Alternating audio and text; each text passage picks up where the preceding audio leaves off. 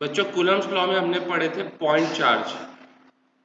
ठीक है, point charge क्या रहता है बेटा? ऐसा चार्ज जो सिंगल जगह पे क्या रहता है, कॉन्सेंट्रेटेड रहता।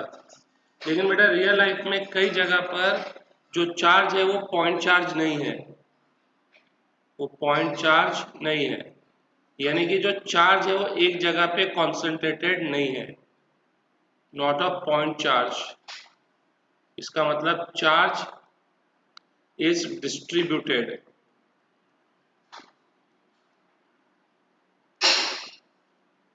चार्ज कैसा है बेटा? डिस्ट्रीब्यूटेड है।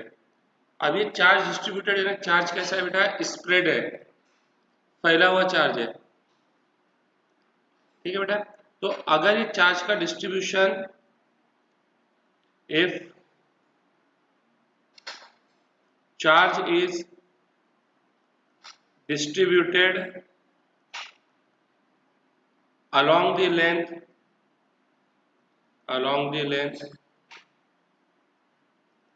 then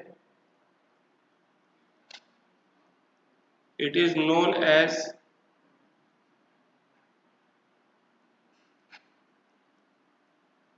linear charge distribution,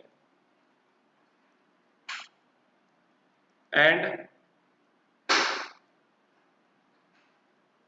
the charge per unit length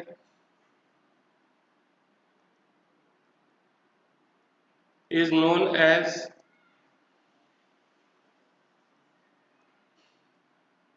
linear charge density।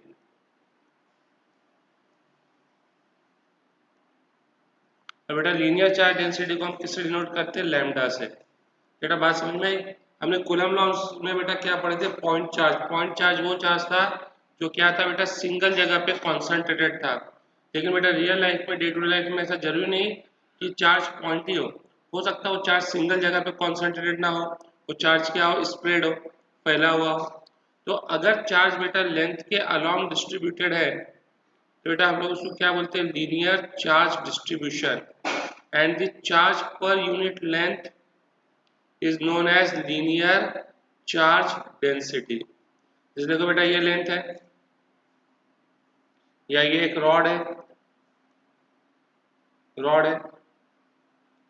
Charge जो है इस रॉड की लेंथ के अलॉन्ग डिस्ट्रीब्यूटेड है, चार्ज जो है इस रॉड की लेंथ के अलॉन्ग डिस्ट्रीब्यूटेड है, ऐसा डिस्ट्रीब्यूटेड है।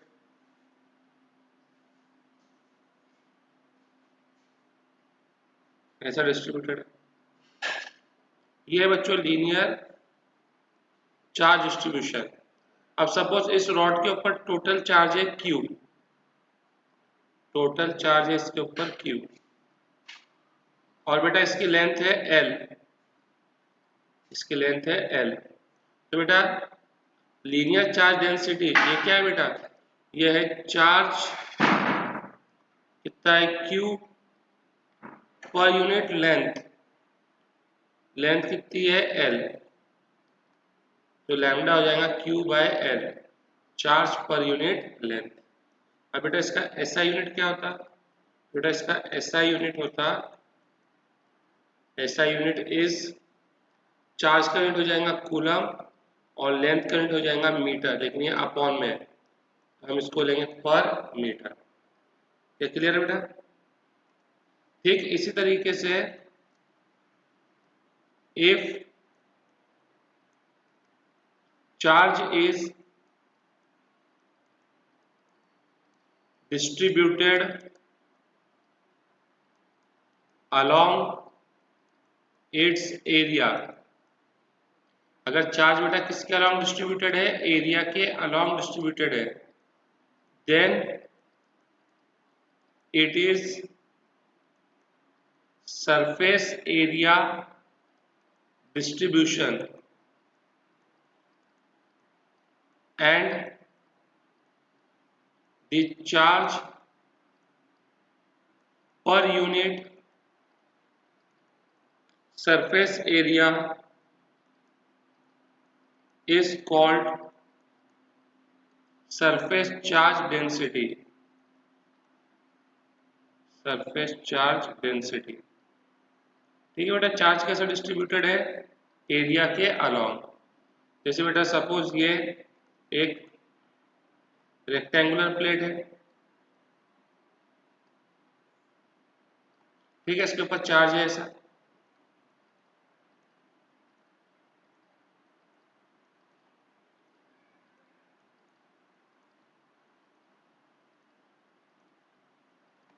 इस पर टोटल चार्ज है Q,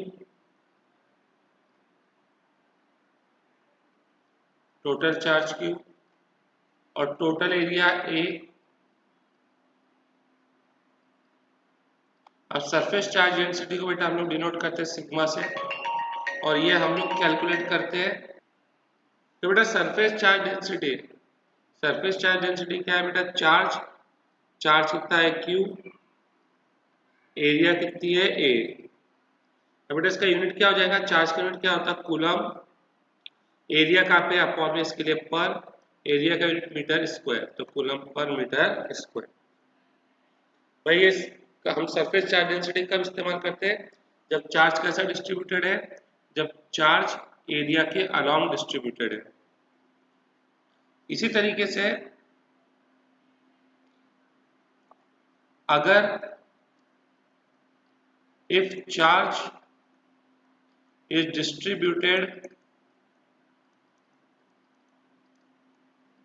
if charge is distributed along volume, charge अगर वॉल्यूम के अलोंग डिस्ट्रीब्यूटेड है तो हम इसको क्या बोलते हैं बेटा, volume charge distribution, volume charge distribution. And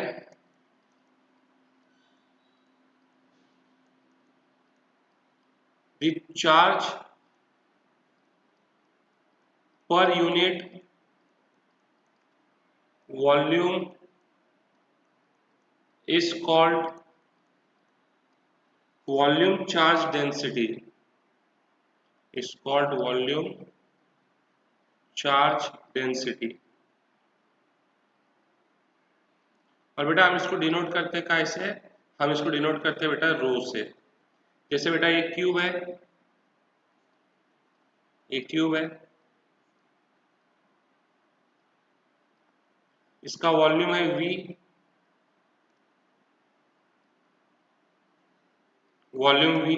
बेटा इसमें टोटल चार्ज, इसमें चार्ज भरा हुआ है बेटा, ये भरा हुआ है, इसमें टोटल चार्ज है Q। तो बेटा वॉल्यूम चार्ज डेंसिटी हो जाएगा चार्ज पर यूनिट वॉल्यूम। इसका यूनिट क्या आएगा बेटा, तो देखो चार्ज का यूनिट क्या होता है बेटा, कूलम, पर वॉल्यूम का यूनिट क्या होता है, मीटर क्यूब। ठीक है बेटा, अब देखो बेटा हमको निकालना है force due to continuous charge distribution. देखो बेटा continuous charge distribution, continuous charge distribution बेटा कितने टाइप के थे, 3 टाइप के थे। पहला था बेटा लीनियर चार्ज डिस्ट्रीब्यूशन, इसमें बेटा चार्ज किसके अलोंग डिस्ट्रीब्यूटेड था, लेंथ के अलोंग।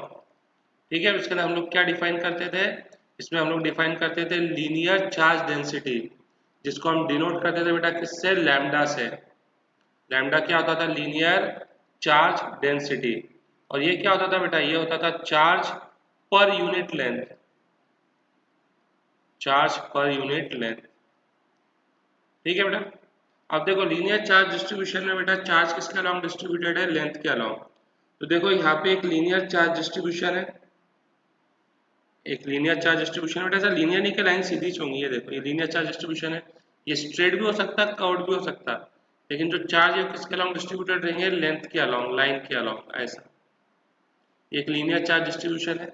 और बेटा यहाँ पे एक पॉइंट चार्ज है क्यू नॉट, एक पॉइंट चार्ज है क्यू नॉट, जिसके ऊपर बेटा हमको क्या निकालना है, तो मैं लिख देता बेटा यहाँ पे, क्या वी हैव टू फाइंड,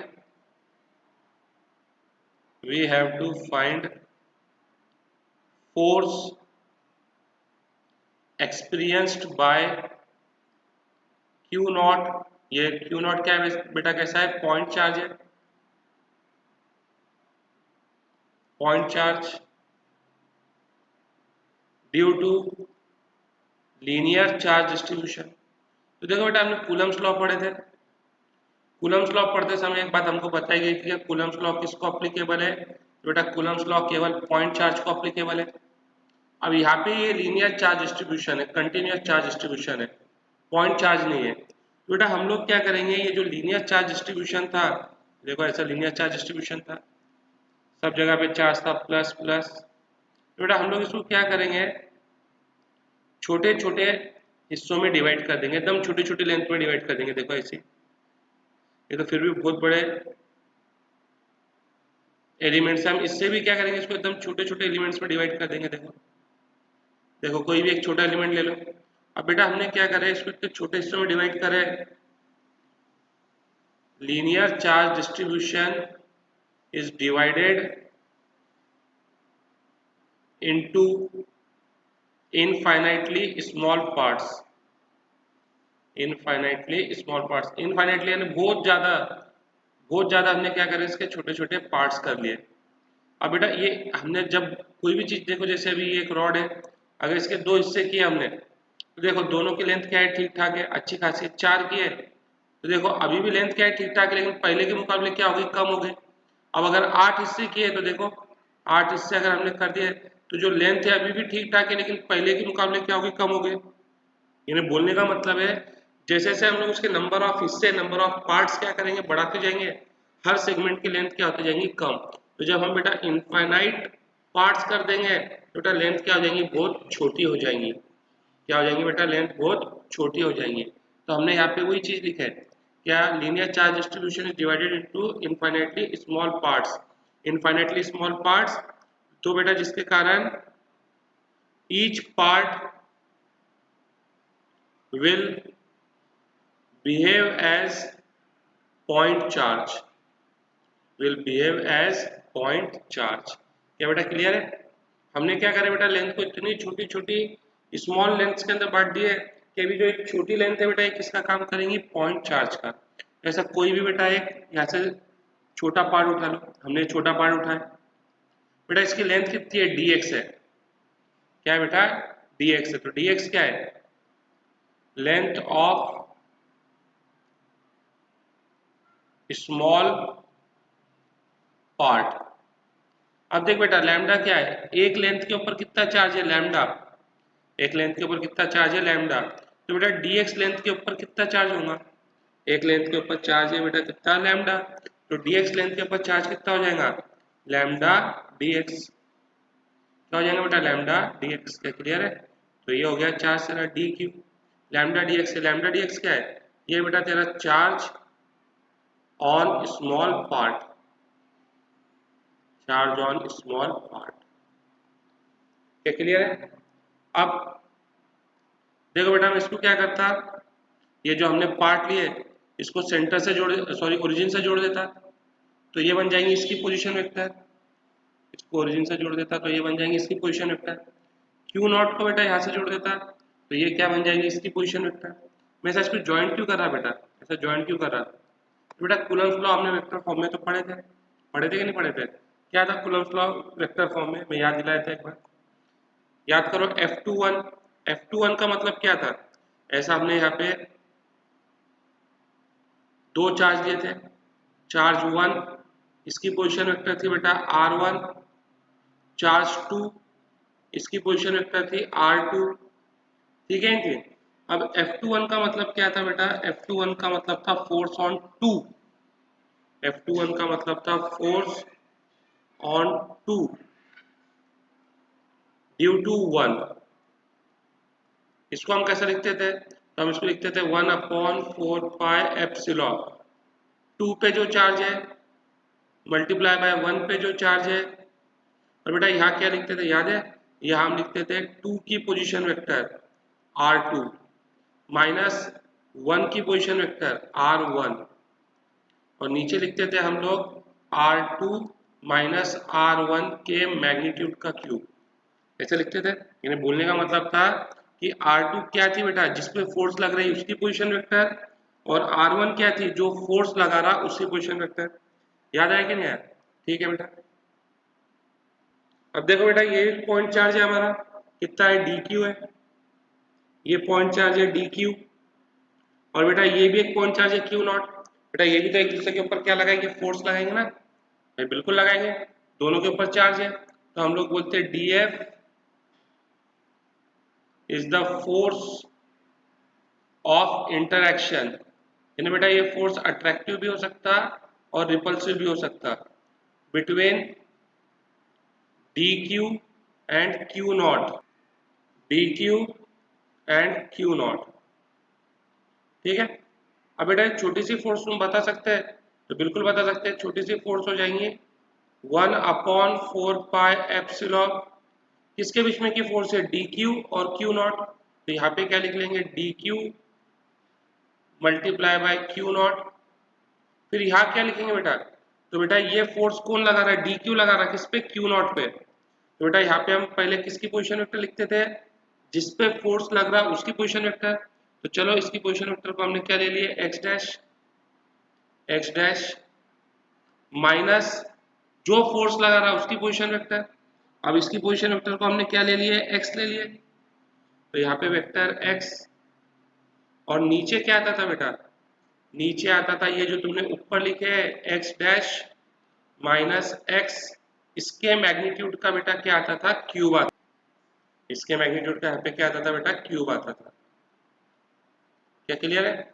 अब बेटा हमको टोटल फोर्स निकालनी है, टोटल फोर्स निकालनी है तो हम दोनों साइड को क्या करेंगे, इंटीग्रेट करेंगे, दोनों साइड को हम लोग क्या कर देंगे, इंटीग्रेट कर देंगे, ये इंटीग्रेट कर दिया देखो हमने दोनों साइड को। ठीक है, अब डी क्यू कितना है, तो बेटा d Q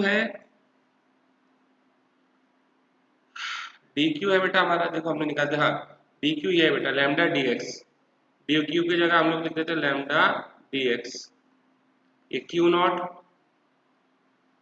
x dash vector minus X upon में X dash minus vector X के मैग्नीट्यूड का क्यूब।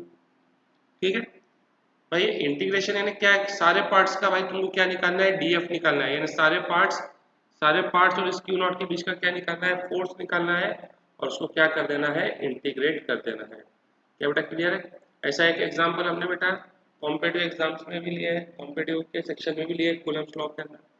ठीक है बेटा, अब बेटा जो चार्ज डिस्ट्रीब्यूशन है, when charge is distributed along area, जब बेटा चार्ज एरिया के अलोंग डिस्ट्रीब्यूटेड है तो बेटा हम लोग वहां क्या डिफाइन करते हैं, तो बेटा हम लोग वहां डिफाइन करते हैं सिग्मा। ये क्या होता है बेटा, ये होता है सरफेस एरिया चार्ज डेंसिटी, और ये क्या होता है बेटा, ये होता है तुम्हारा चार्ज पर यूनिट एरिया, यानी एक एरिया का चार्ज क्या कहलाता है, सिग्मा। देखो जैसे ये यहाँ पे चार्ज किसके अलोंग डिस्ट्रीब्यूटेड है, एरिया के अलोंग डिस्ट्रीब्यूटेड है, ऐसा।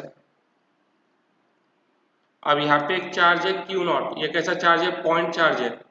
अब हमको निकालना है वही जो हमने ऊपर किए थे, we have to find force on Q naught due to surface charge distribution. अब बेटा प्रॉब्लम वही आता है कि जो कूलम्स लॉ है, कूलम्स लॉ किसके लिए एप्लीकेबल है, पॉइंट चार्ज के लिए। यहाँ पे क्यू नॉट क्या है, पॉइंट चार्ज है, लेकिन ये पॉइंट चार्ज नहीं है, तो बेटा हम लोग क्या करेंगे, फिर से हम लोग वही काम करेंगे कि ये जो एरिया है, इस एरिया को हम लोग क्या करेंगे, छोटे छोटे हिस्सों में बांट देंगे। देखो वहां चार्ज किसके अलावा डिस्ट्रीब्यूटेड था, पहले वाले में लेंथ के अलावा, तो हमने क्या करे थे, जो भी हमारा चार्ज डिस्ट्रीब्यूशन था उसको छोटी छोटी लेंथ में डिवाइड कर दिए थे। या चार्ज किसके अलावा डिस्ट्रीब्यूटेड है, एरिया के अलावा, तो हम क्या करेंगे बेटा, हमारा जो भी सरफेस है उसको क्या करेंगे, छोटी छोटी एरिया में डिवाइड कर देंगे। देखो ये ऐसे डिवाइड कर दिया हमने छोटी छोटी एरिया में। ठीक है, तो हमने क्या करे, surface is divided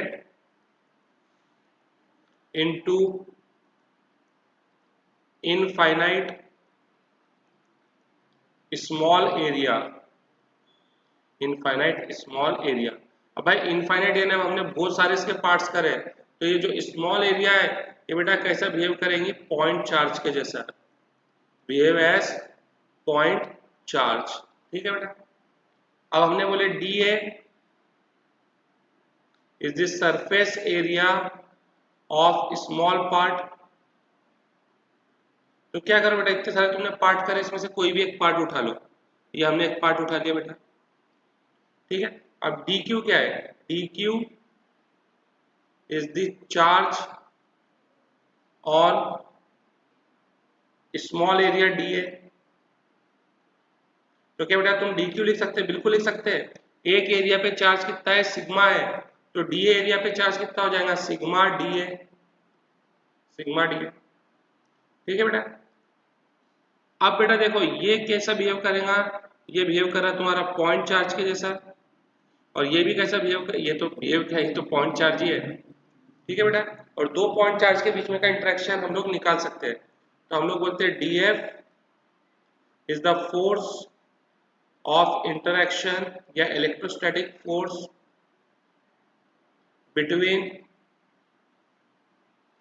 D Q and Q not, D Q and Q not. ठीक है बेटा। तो देखो हम फिर से वेक्टर फॉर्म में लिखते हैं।